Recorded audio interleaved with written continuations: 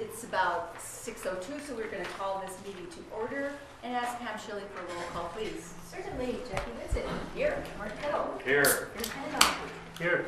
Herschel Ross. Here. Bernie Brower. Here. Rob Levitt. Here. Rick Stevens is absent. Oh. Yes? Oh. Okay. Are we good? All right. Okay, before we go any further, I want to thank Jeremy with Grassroots for being here and recording our meetings.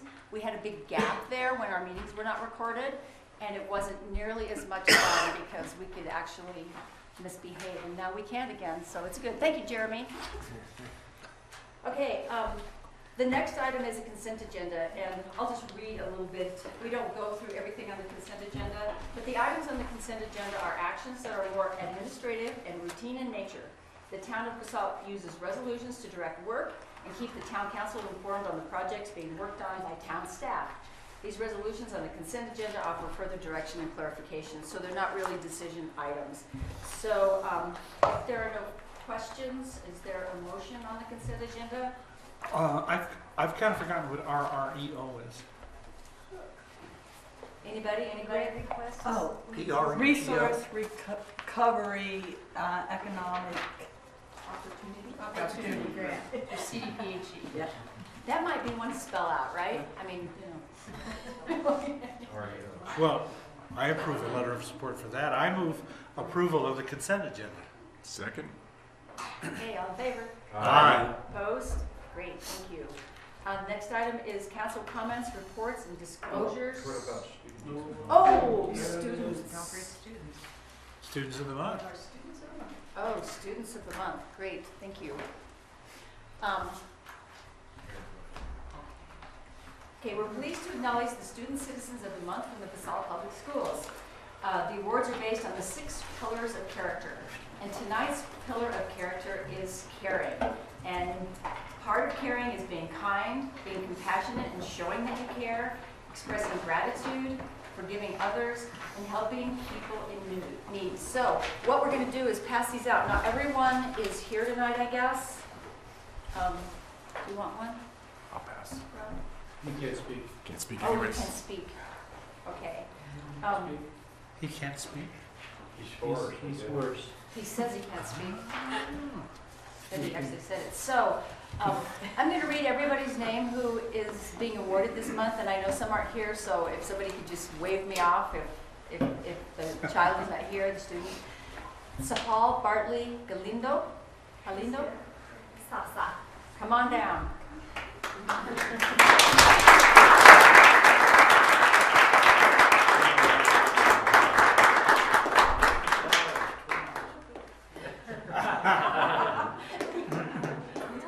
It's okay. We don't bite. We want to have you come up here. Okay, who's got this one? What is it? Shaw Bartley Galindo. Yes. That is mine. Okay. So you have been chosen for Student of the Month for the trait of caring. Shaw is the caring queen. What? Sai? Is the caring queen. She sees when others are sad and is always prepared to give a gentle hug. She calmly questions what is wrong and can usually think of a wonderful, rational solution. The empathy to Shai shows knows bounds, touching everyone around her. She seems to always put others first. She brings so much joy to our class as she truly is a compassionate friend to all. Congratulations.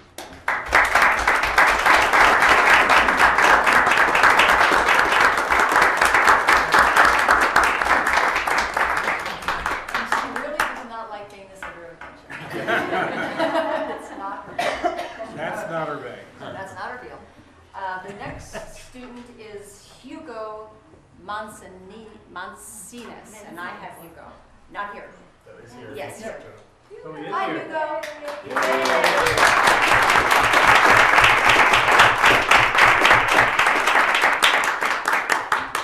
How are you doing? Are you happy about this? Yeah. Oh, good. Hugo is an excellent choice for Student of the Month. Hugo has made such leaps this year in kindergarten and refuses to let his challenges bring him down. Hugo is a real gentleman in the making, as he's thoughtful, shows that he cares about his friends and teachers. Hugo should be proud of making choices that make others feel good about themselves. Are you happy?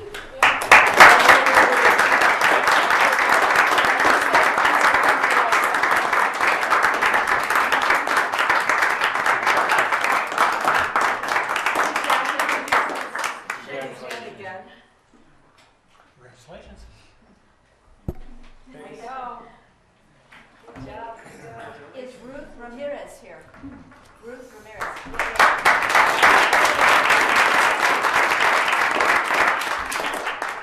This is a certificate of achievement for Ruth Ramirez.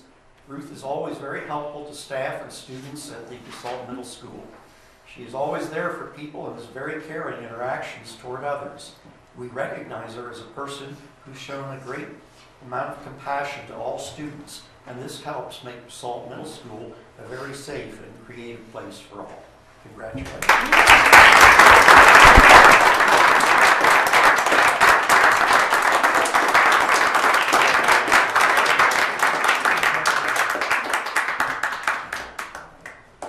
Is Brian Hoya here?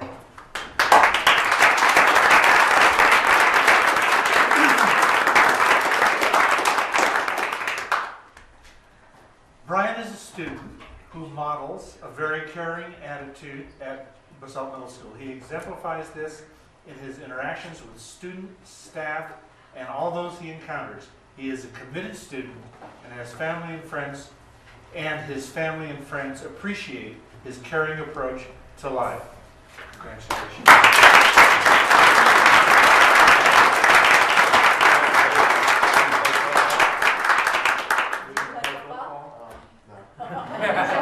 Soccer, okay. Good job. Congratulations. Good job, Brian. All right, we love that part. Okay, so the high school kids, I guess, are not able to participate tonight. They must be at an event or something. Pam, anybody? Maybe they just aren't interested in seeing us. Okay. So all the kids that win, the students that win these awards every month, they get a free pass to the Basalt pool for the coming summer. So that'll be great. Free is good, right? And also, at this time, unless you want to stay here for some really boring conversation about government stuff, if you go out in the hallway, they'll be out there to take a photo of the group. And then I think we usually post that on the Basalt, Town of Basalt website, so all your friends will see. So anyway, if you want to take a walk out to the hallway, I guess James will take your picture. You guys want to follow me in?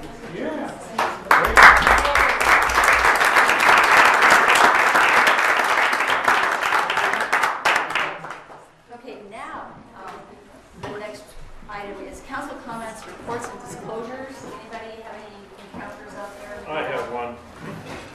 A few meetings back, we had an item come before council regarding the buffer zone, and we were going to bring it back. I think it would be prudent to bring it back. At the time, I was told I had to recuse myself, and that was wrong information. So I'd like that brought back so we revote. Do we need a vote or like a motion to bring Put it it back? on the agenda.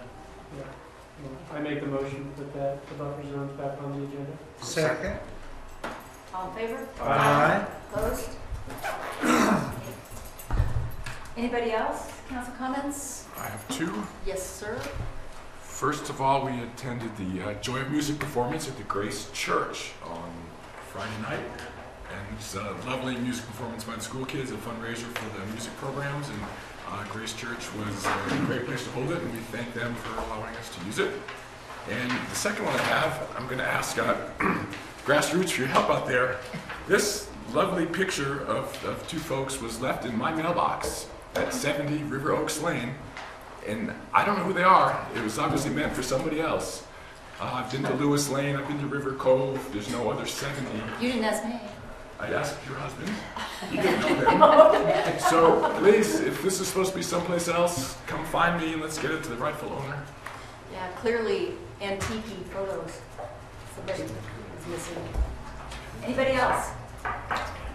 Okay, our next item is citizen comments for items that are not on the agenda. So if there's something that you wanted to bring up that is actually not on the agenda, Well, please. Kathy, we just want to acknowledge that Kathy Hall was here from Pickens County Solid Waste, and she was here in support of the letter that you endorsed on the composting. And, you know, Kathy's been working with all the governments in the region to try to reduce waste. Kathy, do you want to say anything? Okay. Yes, I want to thank the council and the mayor for providing the letter. We are going after a CDPHE RREO grant for composting. And this is the first year they're offering allowability for a composting type of grant for this program. So, you know, just to give you some background, Pickens County landfill accepts 17,000 tons of food waste into the landfill annually. It's a huge amount. So we appreciate your interest in this and the support of it so we can start diverting more food waste from the landfill. So we did make the cover of Biocycle magazine. It's a national journal for composting. So we're very proud of that. Just came out this month, so if you want a signed copy, we'll sign it for you. please. So yeah, so thank you, and I'll keep you posted on our grant award. Thanks for your great work, Kathy Hall. Thank you. From Pickens County Landfill. We appreciate it. Thank you, Kathy. Any other citizens out there? Yes, ma'am, please. Go ahead.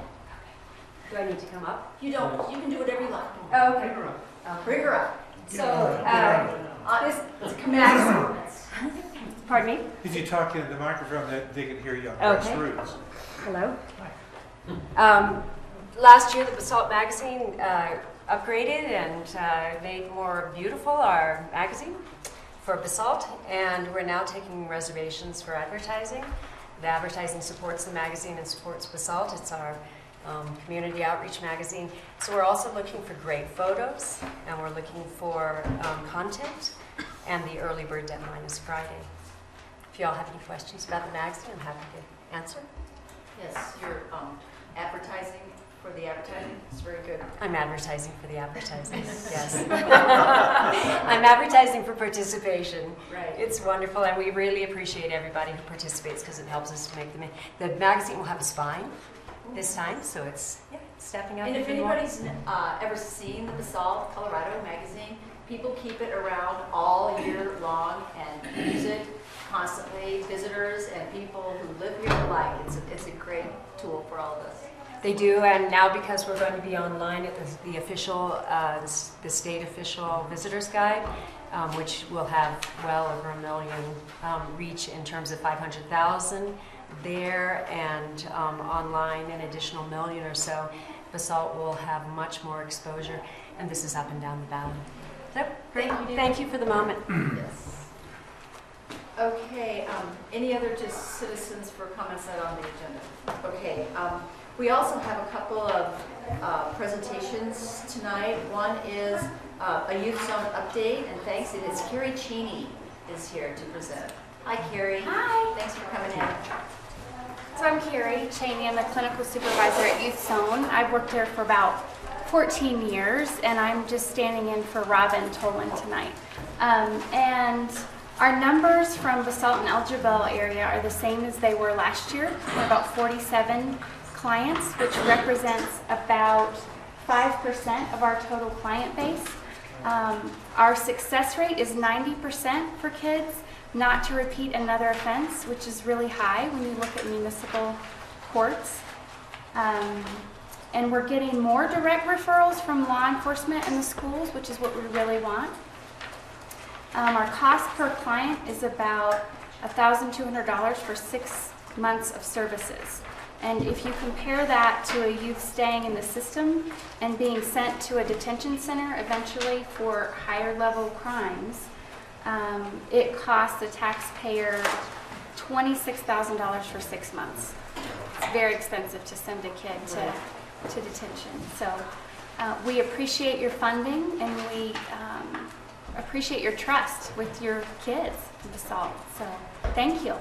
Carrie, thank you. If you would just maybe say your elevator speech about what is the reason for Youth Zone, how they exactly intervene, because I used to work with Youth Zone and Great. was kissing pigs and things like Oh, that. good. Okay. So Youth Zone obviously is a nonprofit. We work with kids from the court system. We have a mentoring program. I teach a lot of parenting classes. But we work with kids in the court system from municipal court, county court, and district court. And basically what we do really well is kids come in and we give an assessment and we really take a great look at what's going on with the kid. And sometimes the kid doesn't need a whole bunch, and we really match them with a person in the community to do service learning or public service so that they can give back to the community. And we try to support that family and kind of walk them through the process of repairing the harm. Sometimes kids get charges and they've had a lot of trauma in their background. And actually stealing or doing things at a municipal level is more of a symptom of other things going on. And so that's when we work really hard to look at what the family needs. It might be counseling with myself or other providers. It might be our restorative justice program, which is kind of a meeting of everybody involved, get in a circle, and we support the kid to repair the harm, and we come up with a plan. So that's kind of a roundabout description of Youth Zone, but we're from Aspen all the way to Parachute.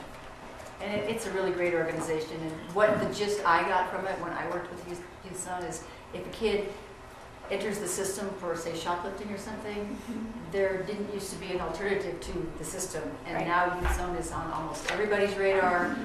They're on almost everybody's line items, and there's money specifically set aside to make sure that our kids and our communities don't end up being in the system and not being able to get back out, but are shipped back out to society, hopefully with a better future.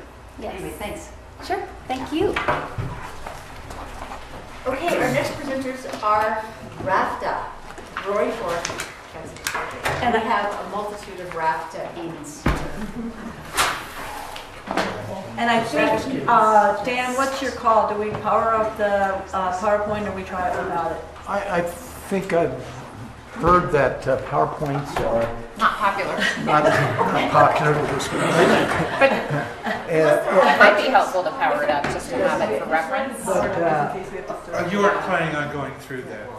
Yes, I want to read all of our documents in here. Page by page. Page by and page. then we get to mine. And then when I'm done, you can ask questions. First of all, let me tell you this, that is the PowerPoint. That's It is not the PowerPoint. You have a conflict, you can recuse yourself. You have a conflict. I definitely- You're against PowerPoint stuff.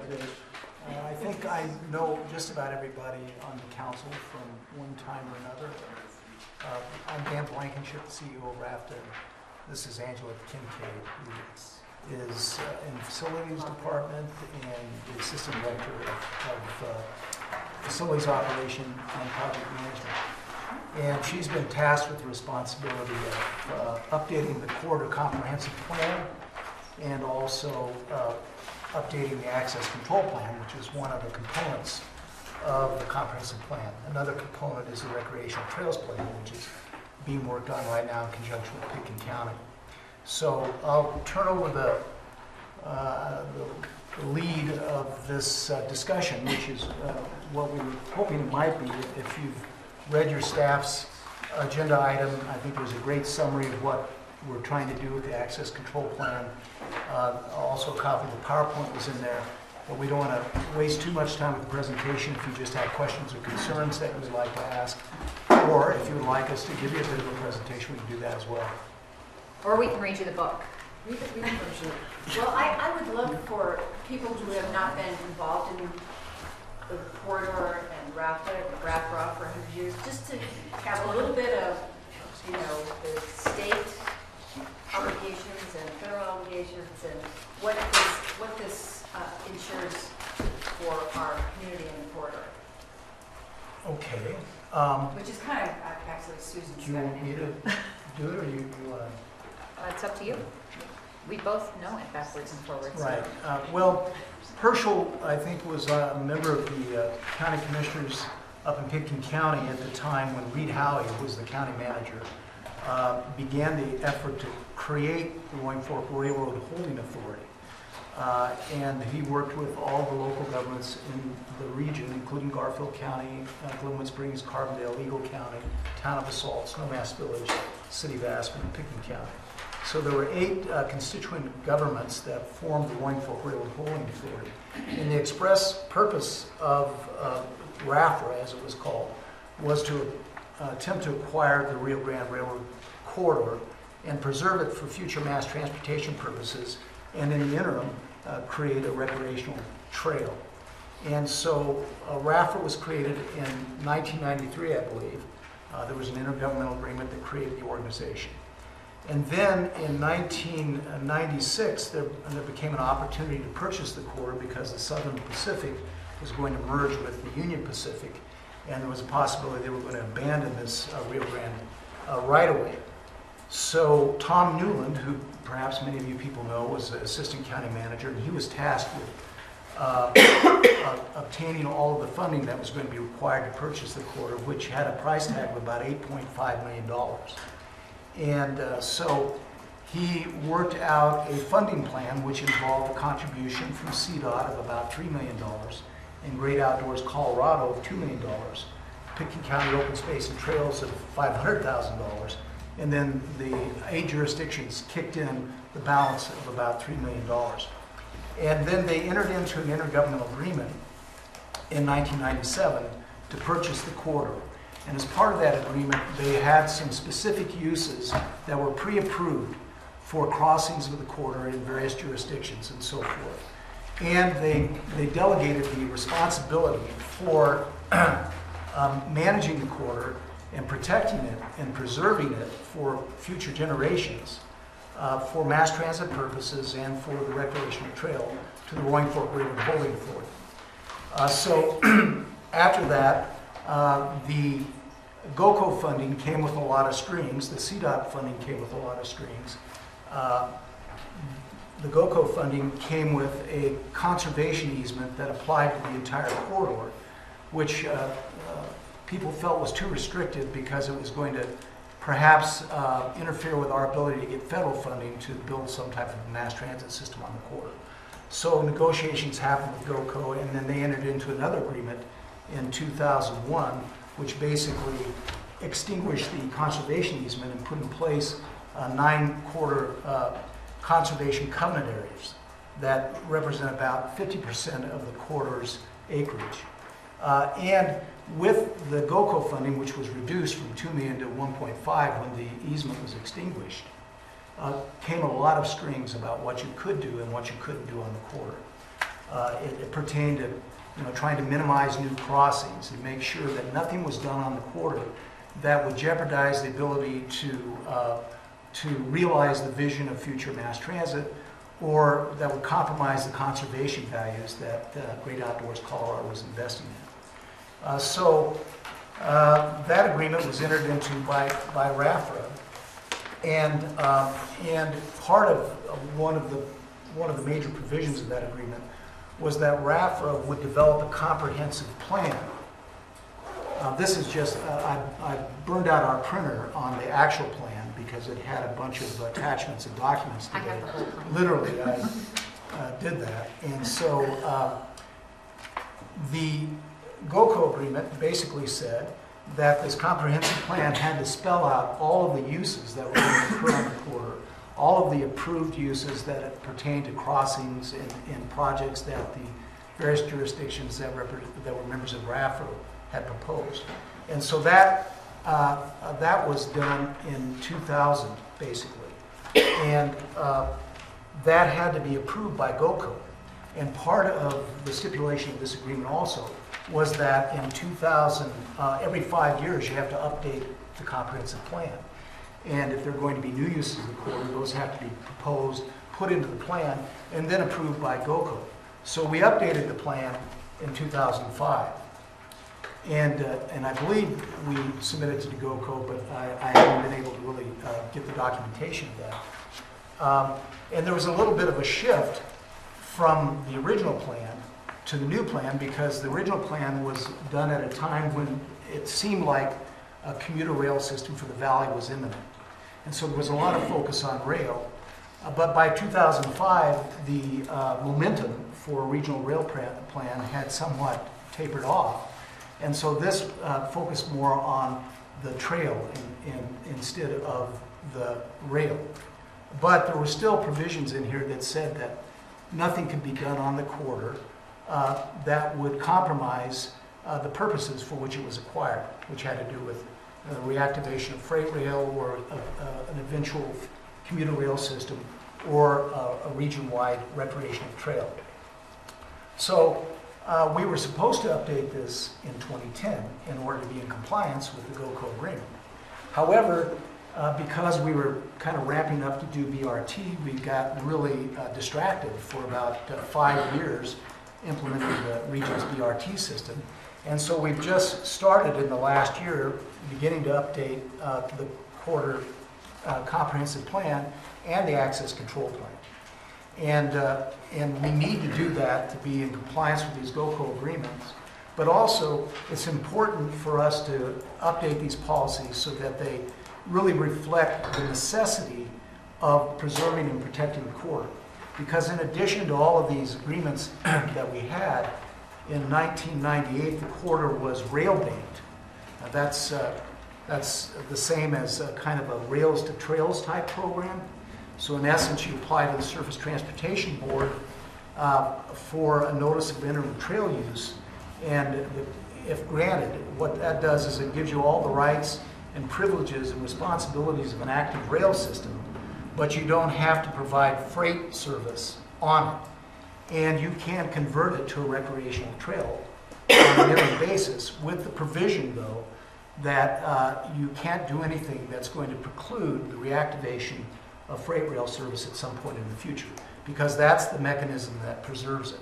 And why that's important is that in the 34 miles of corridor that RAFTA purchased, and which is now owned by RAFTA, there are about 7 miles of federal land grant areas that keep the corridor intact, that are contiguous and give us a 34-mile paved trail that links up with Pitkin County's trail up in Woody Creek, and which offers the potential for a future mass transit system to operate in that alignment if it ever becomes necessary.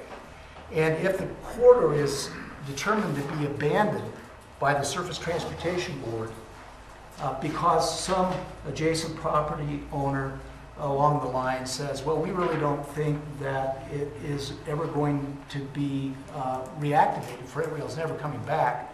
And here we can show you why. They've done this, they've done this, they've done this, they've done this, and the cost of doing so would be enormous. Then there's the potential that the Surface Transportation Board would say, okay, we agree with you that this corridor has been abandoned.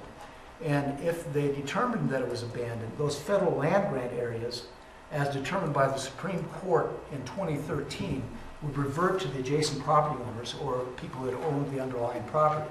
So we lose 7 miles of this contiguous trail, this corridor, which has been the recipient of about $30 million of public investment to this point in time, from the purchase of the corridor, from the amount that Pitkin County has invested in the paving of the corridor and management of it, from the amount that RAFT has invested in surveying the corridor and constructing the trail and managing the trail since 2001. But its value as a recreational trail for the citizens and residents of this region and for visitors come here, I mean, you can't really even calculate it. Its value as a potential future mass transit corridor is something that is hard to estimate, because if you didn't have that corridor and you needed to go out and purchase the right-of-way, 34 miles of it in the Roaring Fork Valley, can you imagine what that might cost? It would be very, very, very expensive if you could get it from Where people. would you get it? If you could get it. So what the access control plan is doing as a piece of the corridor comprehensive plan is it is setting in place policies, guidelines for the management of the corridor and crossings and encroachments and other kinds of things that impact the corridor, so that we can ensure that we can preserve it for not only today but future generations. So does anybody have, And I think just to tag onto that a little bit, just to make sure everyone understands, the current access control plan is what we've been using to govern and protect the corridor. So that the 2005 plan? yeah, the 2014 is just an update for more clarification, more historical background on why the corridor was purchased. And along with that, we've done some design guidelines to give people policies to review and look to when they want to use the corridor for something. So it's not a new policy, it's an update and a clarification and a better educational tool than what we have currently in the 2005 version. What activities do you currently carry out to police the corridor to make sure that none of these unpermitted intrusions or uses are going on? So we, as part of the GOCO agreement, when we converted it from an easement on the entire corridor to the 10 covenant areas, which are now 9 covenant areas, we were required to put in place a covenant enforcement commission that meets annually to look at everything. So we have somebody that actually goes out, walks the entire 34 miles of corridor for RAFTA, and looks at every single adjacent use to the corridor and puts a report together. And then we present it to our CEC board, which is made up of members from each of our jurisdictions, somebody from Pickens County Open Space and Trails, and 2 at-large members to review what's going on out in the corridor. And are you comfortable that there are no unpermitted uses that would infringe on our main goals of transportation, trails, and conservation? When we started this process, when we first acquired the corridor, when we went to the covenant enforcement, we had roughly 62 encroachments into the corridor. As of the 2014 report, we have 3. So yes, I'm comfortable that we are clearing out all of the unlicensed uses in the corridor. Anybody? Thanks, you guys. I think that we, you know, it seems like the farther up valley that the corridor goes, the less contentious issues are likely, but in the lower valley communities, they are wanting definitely to have some development type construction issues that are definitely in conflict with what is being set forth here. So, you know, I think we all just, as a community, as a greater community, have to keep in mind that it would not be worth it for any single one of us to get a particular construction project through our city that would actually take away this trail and make it unusable as a contiguous corridor. So, yeah. Just one question. It's like, you know, since I've seen this in the paper and everything, if you could just give us kind of like a little explanation of what are the main contentious points to this, and like what are you guys doing to address that? Well, I think the main contentious point is that there are jurisdictions that want to cross the corridor at various places. And if the standards that are attached to the guidelines are used, the cost of that crossing is going to be greater than it would be if they could just kind of build it like they want to build it. And I think that the tension that we have here is that not everybody believes that there's ever going to be a freight train in the valley or that there's ever going to be light rail or commuter rail because the costs are significant. And so in being responsible to their constituents, they want to say, we are building a cost-effective project at the lowest price. We don't want to kind of, you know, add some embellishments to it for the protection of a rail system that may never happen. We don't want to spend $4 million extra if it really wasn't necessary to do it. And I understand that because RAFTA went through everybody's land use processes and we all had to pay for some extras too. And I didn't really like it, but it was part of the process. And so the question really to me isn't so much whether rail is going to come back. The question is, how much risk do we want to accept in order to preserve this corridor? Because it may not be this project that is used to make the case that the corridor's been abandoned, or the next project, but if you have 4 or 5 or 6 or 7 or 8 of these projects over time, then the cumulative impact of the unfunded liabilities or costs to restore the corridor to working order could result in somebody being able to make a legitimate claim that there's no intention of ever reactivating freight rail service, and that in fact it would be very financially infeasible to do so because the cost of restoring the corridor is great. So if we want the corridor and we want to minimize the risk of losing it, because it's not these jurisdictions, and most people wouldn't do this, but there may be people out there who would like to have a permanent easement as an access to their property, who might have resources by which they could file a petition with the Surface Transportation Board. They might like to have a 100-foot right-of-way back or a 50-foot right-of-way back or something along those lines. We don't know. Most of the people that live adjacent to the trail, most of them appreciate it. And I don't think even if they had the opportunity, they'd want to do something like that. But we have to guard against unforeseen adversaries of the corridor in the future. And I can't gauge. Nobody can tell. If somebody could tell me what the risk was, it's 1% or it's 0.9% or it's 10%, it's 20%. If I could gauge it, then I could say, well, maybe it's not something we have to worry about. But since RAFTA has been delegated the responsibility of preserving this corridor, then we're kind of risk averse. Anybody? So one more quick comment, just so you all know. The RAFTA board has asked us to hold some public meetings. We are going to schedule 4 public meetings in the latter part of March. We'll be sending information out to each of the jurisdictions. We would love it if you would encourage everyone, or if you all, which would be as important, to come to one of the open houses and kind of look at the information and sit and have a one-on-one talk with a bunch of us that'll be there. And this, this map that Angela passed around, I think everybody has a copy of it. I believe the red areas are the federal land grant areas. You can see where they're located. And the green areas are these covenant areas, these conservation covenant areas. And you will see that in some cases there's an overlap between those land grant areas and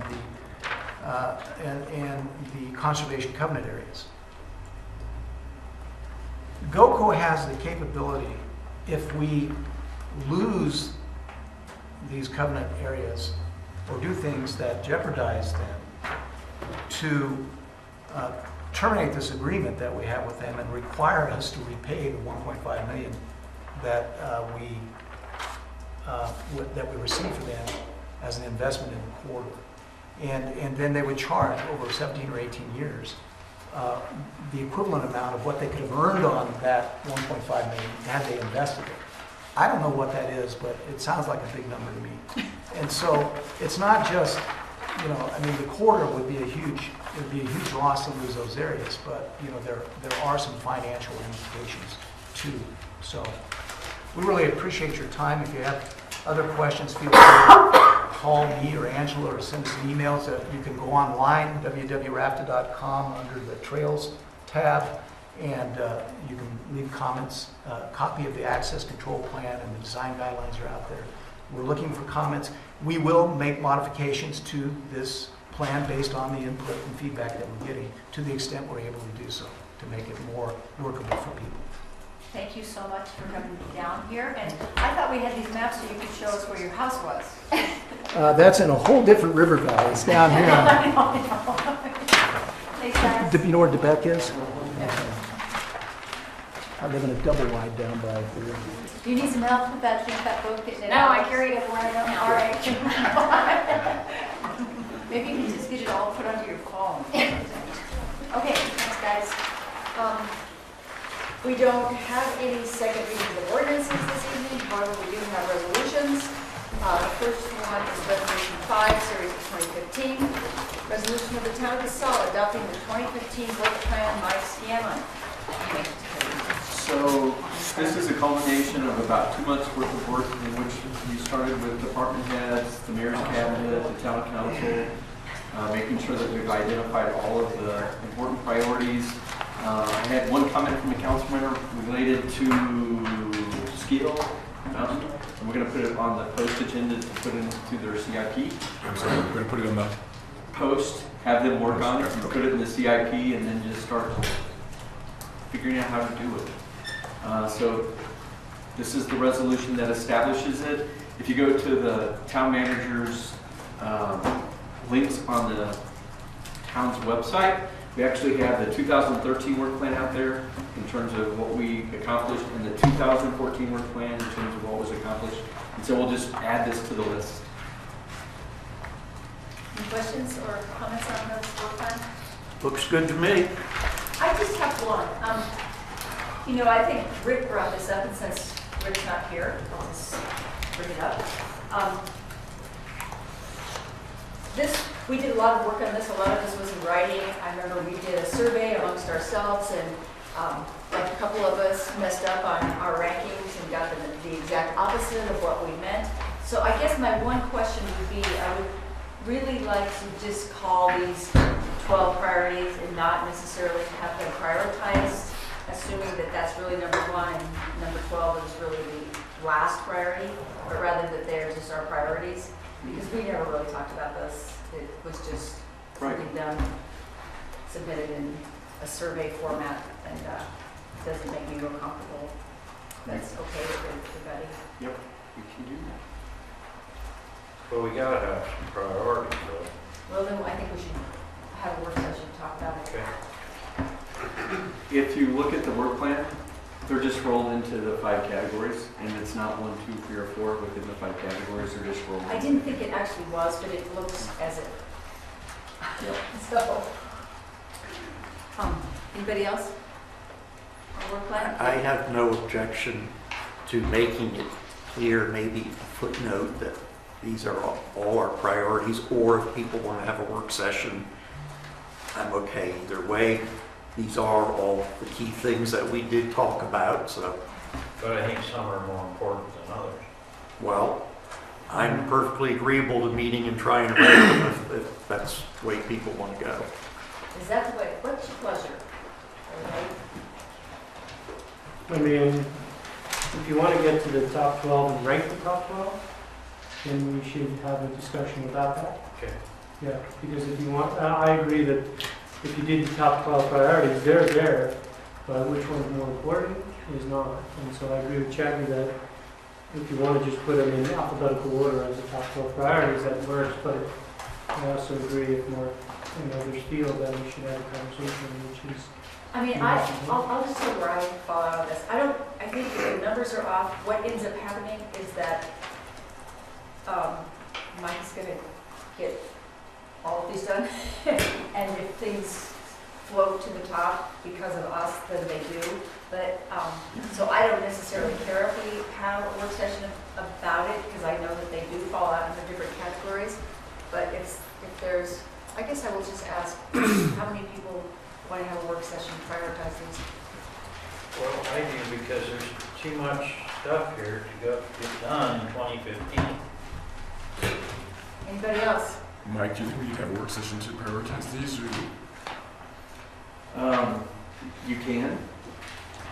But Mike, do you think we can reasonably get... So my question is, are these the 12 most important things to work on?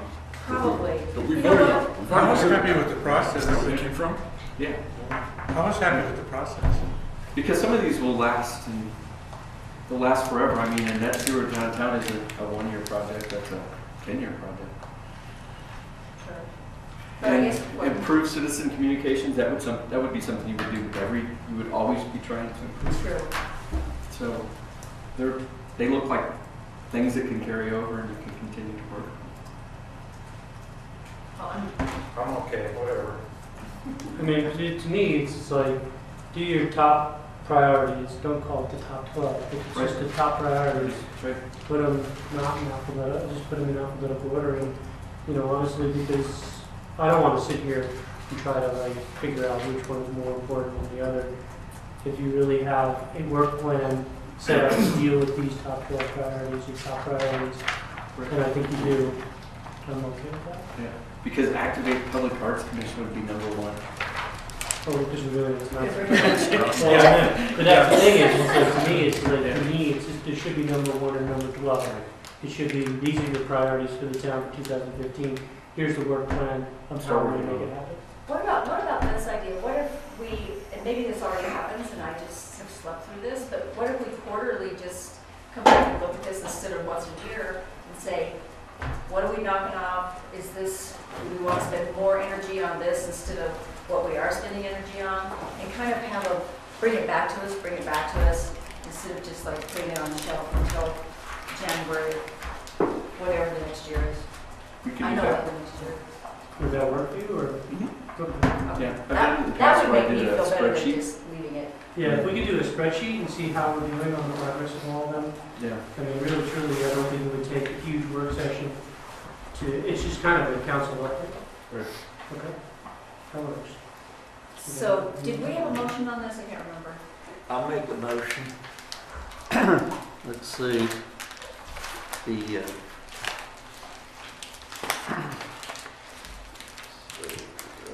Mayor, I move that the town council approve resolution number 5, series of 2015, adopting the 2015 work plan. Second. Further discussion? All in favor? Aye. Opposed? Great.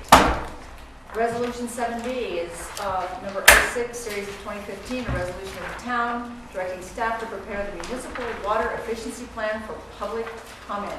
Boyd, beautiful. I just move that we adopt it.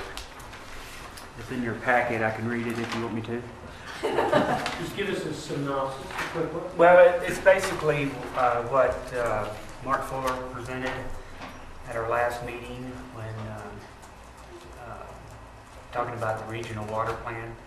And so we've kind of written a resolution saying basically we just want to adopt what the regional water plan has incorporated in it. I think the biggest point was that we don't really want to put restrictions on everybody and say the eastern slope can't do this and that, and we're not following suit. And it just basically adopts some core guidelines and stuff that we should follow too. And like our program, we're going to try to educate the landscapers on irrigation, rain sensors, try to, just kind of give some basic ideas of how we can start kind of cleaning up our own house before we start saying the eastern slope needs to do this and that. So you're talking about Town of Basalt? Town of Basalt, it's an MOU with the City of Aspen, City of Glenwood, Carbondale, Snowmass, Sanitation, and Core is kind of the contingency. We're all going to kind of try to get on the same page and put out, common requirements. Boyd, it sounds like to me that all we're doing right now tonight with this resolution is directing you to draft the water efficiency plan for public comment, and then there'll be public comment and comment from other organizations, and then they'll come back.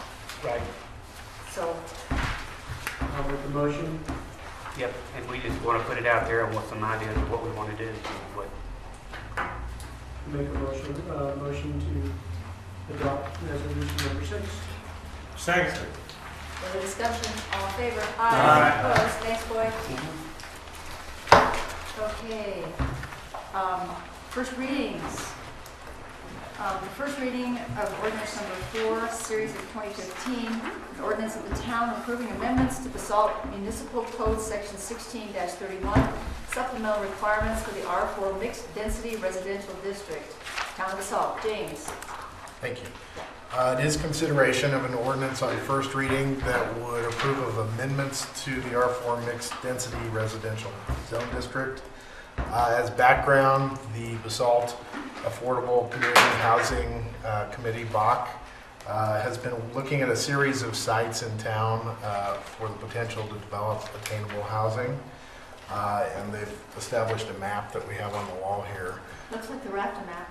It's similar to the Raptor map, but not as long and not as big. And, during that process, they've directed staff to look at our current zone districts to see if there's a certain existing zone district that they could use to potentially apply to some of these sites to help get the density that's needed for some of these potential attainable housing projects that they're looking at. And in doing that analysis at the direction of BAC, staff felt that the current zone district that best fits that is the R4 MD zone district, mixed density. And because it allows for a certain amount of density, and it was actually set up in 2013 to potentially allow for denser replacement housing and attainable housing projects, and to be applied to those types of projects. So staff looked at that, thinks it fits some of the sites pretty well that the BAC is looking at, but we felt that there needed to be some adjustments to the current language. The proposed amendments that are in Exhibit A to the ordinance are basically 3 amendments. The first one's on page 1 to the Exhibit A. It reduces the minimum property size from 1 acre to 12,000 square feet on which this zoning could be applied. It's because the smaller sites that BAC is looking at are, the minimum size is 12,000 square feet, so they would fit those sites pretty well. But staff feels that the general framework of the zone district would also work on 12,000 square foot lots.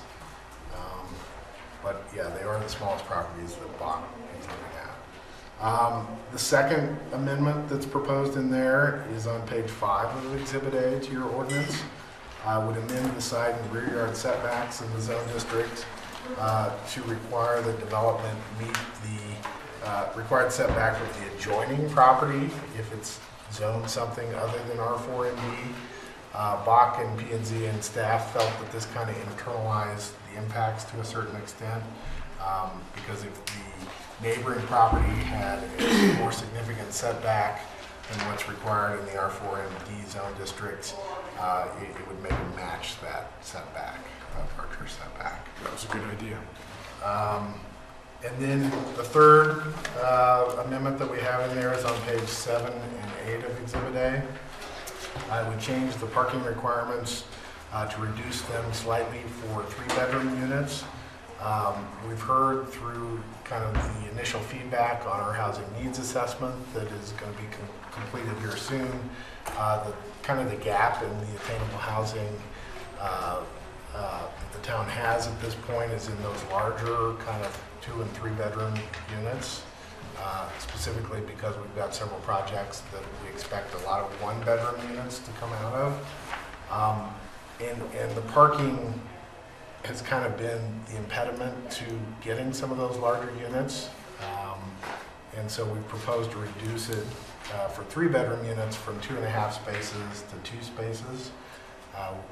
BAC and P&Z felt that that would kind of help generate the potential for these attainable housing projects to make it work on these smaller lots and to get kind of larger 3-bedroom units. So BAC and P&Z thought the amendments were positive and recommended approval.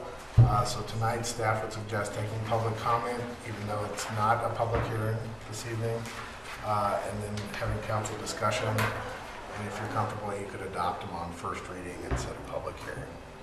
Okay, so it is not a public hearing, but we are taking public comment on this ordinance. Is there anybody in the audience that would like to make a comment or has a question about the language in this ordinance? Hearing none, council? I move approval of Ordinance 4 Series of 2015 on first reading and set for second reading on March 24th. Good job, Marshall. Is there a second? Heck yes. Second. Further discussion? Yes, sir. I'm very disappointed in this. I don't think it goes nearly far enough to meet our attainable housing goals. And I'm not talking about category 1 or 2 affordable housing. I'm talking about attainable. These square footages aren't even representative of many of the common housing sizes in our less expensive neighborhoods. For instance, the one I live in. This 2,350 minimum, the maximum square foot. Where are we, Bernie? I'm on page 4. Okay.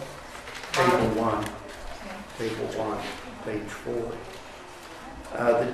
For 20, a typical, and I look at the real estate listings occasionally, and what I see as being somewhat typical in my area is about a 1,500 or 1,600 square foot older home, 20 years old, and they're selling, list price is $300 a square foot. And I'm not sure you can build anything in Basalt for less than $300 a square foot today as a realistic cost. So what we're telling people is that we're going to in some way subsidize or encourage building homes that cost $705,000, and that we're going to give some of our capital, whether it's zoning or whether it's money or whatever, and that it's not really attainable by a typical middle-class family. The square footage on the attached duplex is 1,600 square feet. In my neighborhood, there are quite a few thousand and 1,200 square footers. That would be $580,000 for an attached duplex. I think if we are going to use our political capital, we should think much more densely than this and get involved in housing that would be much more dense. The principle of it I approve of. I'm just very disappointed with the lack of scope and vision of what we could be doing, because we're going to be spending our political capital somehow, whether it's signing a note or giving zoning to certain land that will then not be able to be developed as densely as we would like. Since I don't see any other things in this on its face that make these homes more affordable. There's no income limit, whatever it is you want to think of that would make these more affordable to the wage earner. And I just don't think it's appropriate for us to endorse this at this time without sending it back to Bach and having them, think on a little more intensive use scale. Jackie, Bernie, those are the maximum square footage. I know they're maximums, but so the minimums sort of fill what you're talking about. Maximum is what you can build to. Right, but you're not required to build. You're not required, but in this valley, my experience is you build to the maximum. That's the realistic thing. Maximum if you're trying to build a spec house on the lot, but this is affordable housing, attainable housing. Well, then we should just make it clear what the minimum is and what the maximum is. It says right here, it's well, then you and I don't agree about that. If you, just below on the table, the next page, it says the minimum square footage. It says 1,000 square feet. 1,600 square feet is the maximum square footage for that size unit. So I don't see the problem with Bernie. Here.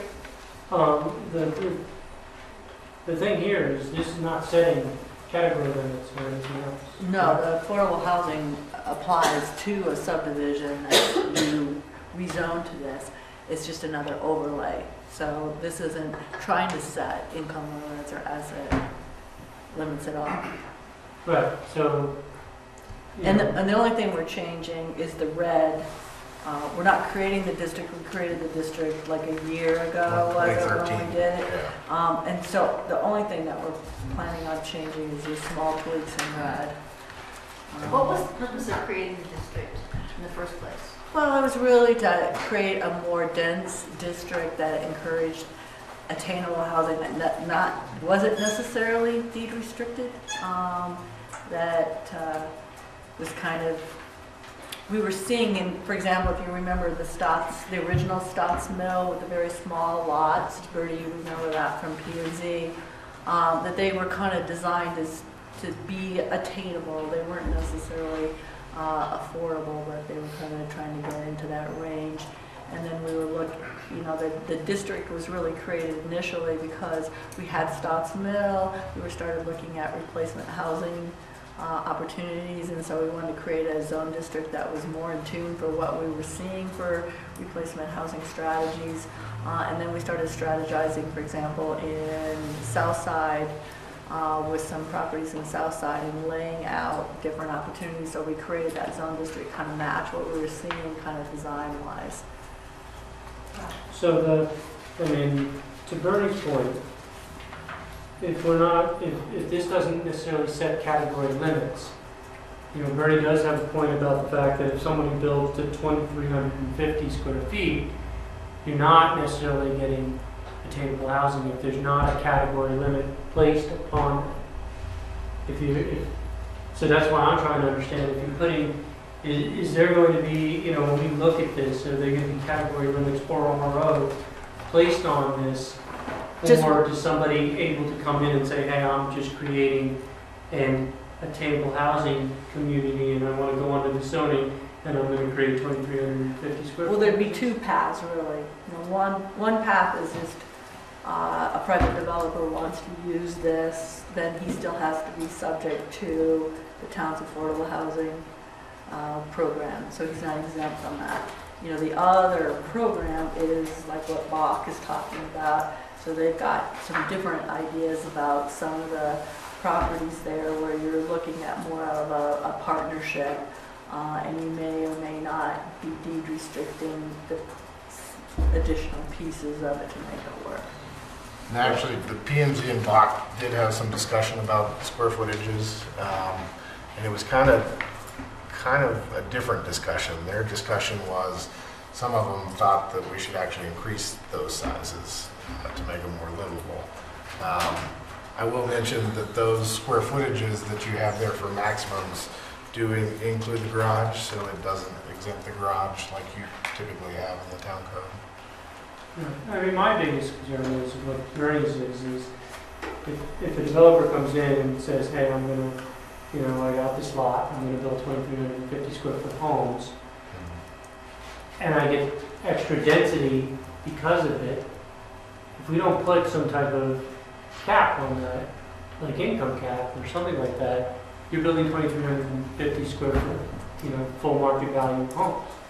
Because my house is not that much bigger than the 23, basically the same size. So, you know, it to me, I understand where Bernie's going. I just want to make sure that, you know, that the goal of this is to create more affordable housing in the town, or attainable housing in the town. And I do worry about, you know, when people look at the maximum square footage, they can go to that and hit that, and is that truly attainable in this town? I mean, I can't believe P&Z and Buck were thinking about larger homes as truly livable, and I'm like, wow, that's amazing to me. But, you know, I just wanted to see some tie to it of some type of deed restriction on that, and, you know, because to make it truly attainable, I would love to see some of that, and I understand that there's that two-step process, but I don't know. Well, let me ask you this.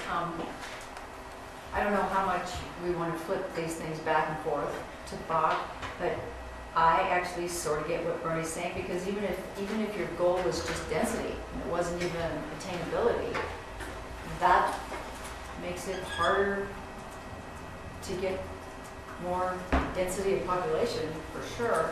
I guess the number seems big to me. If you back out a garage, what does that leave? I don't know what that leaves. 500 for a garage. So, but I agree that, I mean, there have been arguments over the years that size is directly related to cost, which hasn't ended up necessarily being the truth. When you see the smaller homes in like Up Run, they're very expensive because they're in the core and people want them. And but I just wonder if we wanted to send this back with just another look. What if we approved it on first? 1 second, let me look first. Yeah, but this is, I'm not exactly understanding your scenario. A developer comes in and he wants to use of this zone district, he has to come in to us and to you guys and ask for the zone district for the parcel he's talking about, right? I mean, this has to come before us. If it's an inappropriate thing in the plan that he brings in that is not in line with what we're trying to create, we don't have to give him the zone district. There's nothing that says he gets the zone district automatic. When you're creating, the biggest thing is you don't want to create confusion or like some ambiguity in this code, because the developer says, hey, I need what you're doing in this code requirement, so why can't I rezone? How can you say no? I mean, How can you not say that? well, there's that perfect example, and so you can say no, but if the developer needs it, if he really wants to fight it, I mean, you're sitting there, it becomes this negotiation where it's not as clear. So I would rather set exactly what we would like to set. If we feel that 2,350 square feet is too much as a maximum, I'd rather just set where we'd like to go with it. Because I agree with this, I really like this, trying to encourage this attainable housing. I think the really do. intention's great. The intention of this work, I mean, I'm happy to do what Susan said, is approve it on first reading and then come back with a little more clarity at second reading. I'm okay with that. But I definitely want to see some more clarity to deal with some of the discussion that we had. And maybe suggest that staff runs that by Bach again to get another idea from them, or do we have all of their opinions already in writing? We could run it back by them, that's fine. I mean, you don't have to be, you hear what we're saying. I mean, Some of us. their discussion on square footage was a different discussion. They were Yeah, talking totally about different. increasing it for, But why? I mean, For if you're trying to livability. get attainable. What's livability? I look at it, this is called affordability, and basically affordability in town is based on square footage. And so, when you have 1,600 square foot homes, it charges less than a 2,350 square foot home. And if we're doing this just to encourage affordable housing, we should. And density. And density, well, but density also drives more affordable housing because it's less expensive. So I don't know. I think you understand where some of us are coming from on the fact that we love to. I love the intent of this. I love where it's going. I just really need to see more that it could be truly attainable housing and not something where it becomes a small little enclave of 2,300 square foot homes that are $600,000 each. and maybe one other question for the council.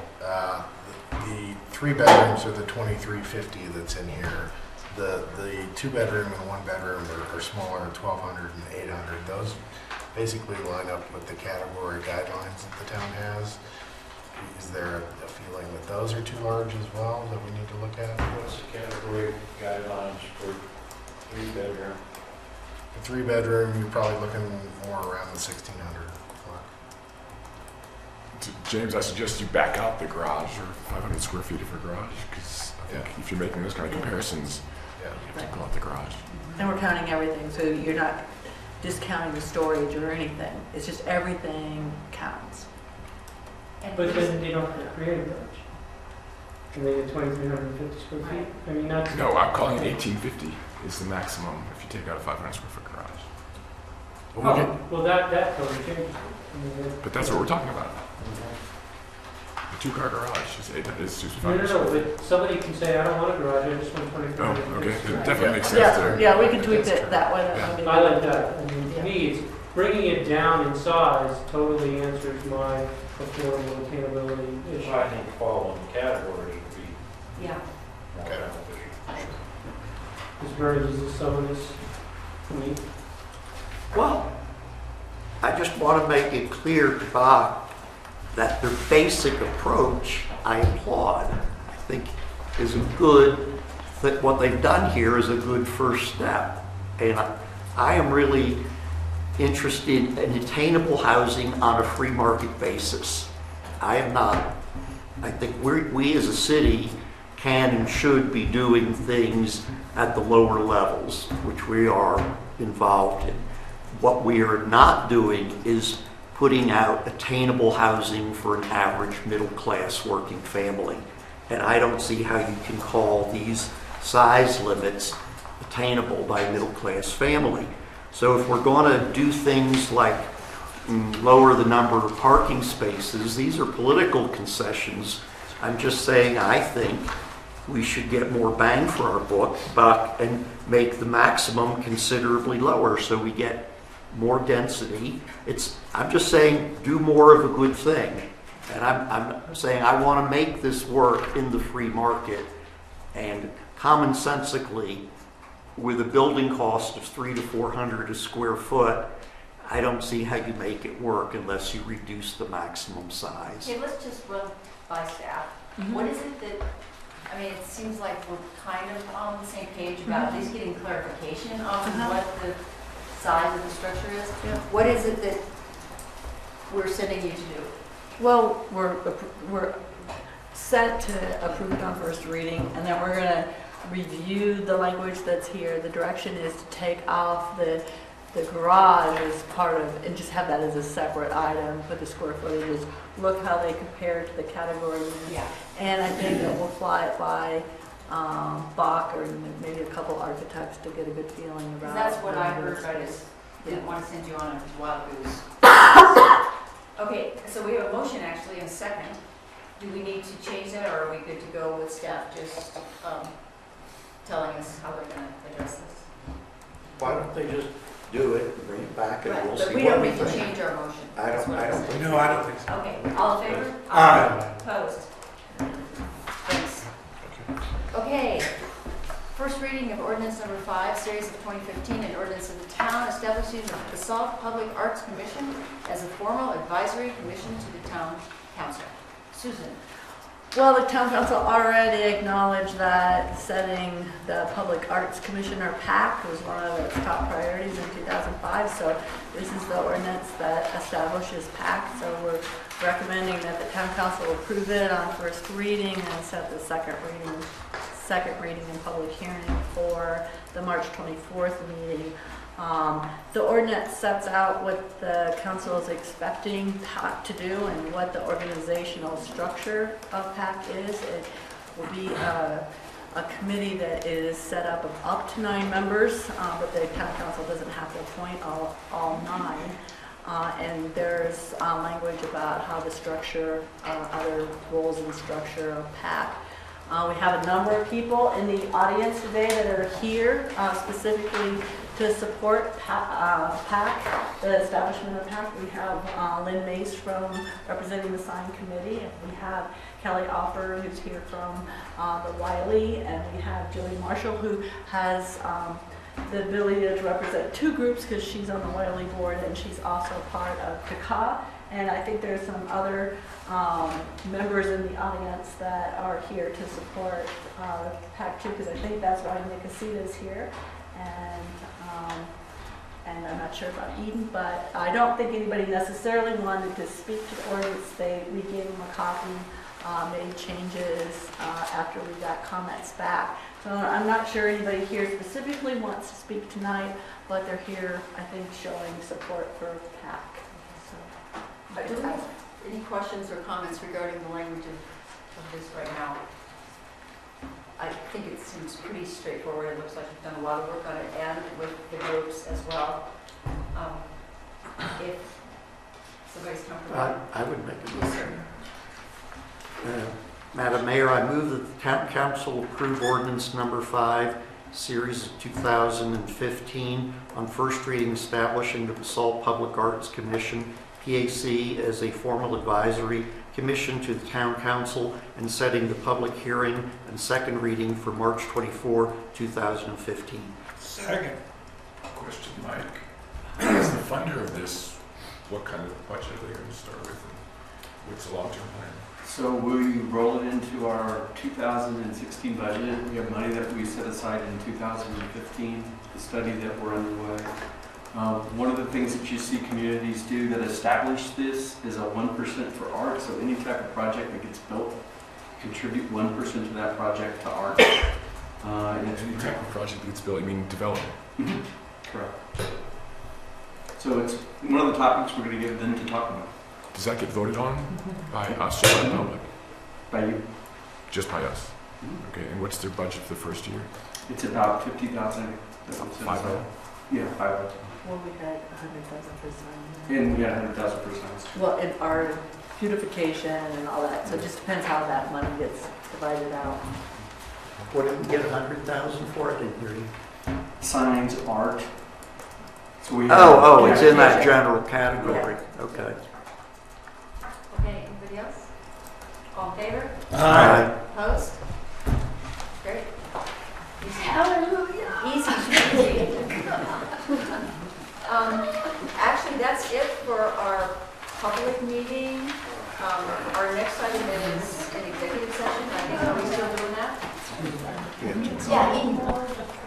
Oh. We did this. So I find myself in a bit of an embarrassing predicament here. I submitted this application for a special event permit for English in Action on January 15th, and I was told at the time that I'd be on the agenda for either the 8th or the 24th, and then I got an email the following day that I was on the agenda for the 24th.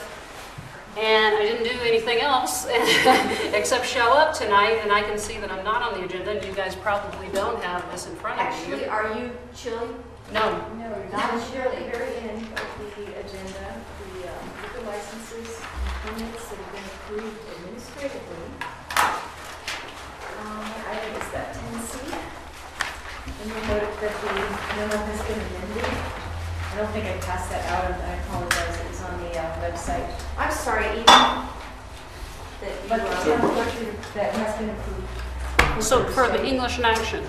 Well, excellent. Thursday nights at the Wiley, with Thursday night at the Wiley this week. And then the memo was amended to reflect that, so the council would be aware of that, and I apologize. I meant to put that out to the council this evening at their table. And I forgot. Well, thank you, and you're all invited. It's a 20th anniversary party to thank all of our many sponsors and volunteers, and as many of you have been over the last 20 years. It'll be at the Wiley from 5 to 7 Thursday night, and we would love to see you all. Great. Again, I'm sorry that you had to sit here, but maybe it was kind of entertaining. You got on TV. And you were on TV. You're on TV, right? Yeah. Jeremy says, yeah. You look great. That's been my life's goal, to get on television, so I think we've got that accomplished. Yeah, I'm sorry. I guess I knew you were here for that, and I could have brought it up earlier, and I apologize. It's okay. I just, I didn't look at the agenda, and then I looked through it on my phone while I was sitting here, and I didn't see it at all, so I thought, oh no, it's not. It was a very, Yeah, when I saw you back there, Okay. I was like looking through it. And I'm like, I was going, well, I thought you were going to speak during public comment, just to tell people to come, and then I thought, well, maybe she's here for the arts. and I apologize, it is the very last item. Okay, well, thank you. So you're good to go. We'll see you on Thursday. Oh, And perfect. Come and pick up your piece of paper, though. You get a little. Okay, I will do that And tomorrow. that's been signed, so. Thank you so much. Okay, good night. Apologize for the confusion. Okay, is there a motion to go into executive session for the purpose of discussing purchase, acquisition, lease, transfer, or sale of property in accordance with CRS 2464-348? Second. All in favor? Opposed? Okay, Jeremy, I said thanks at the beginning, so that's all you get.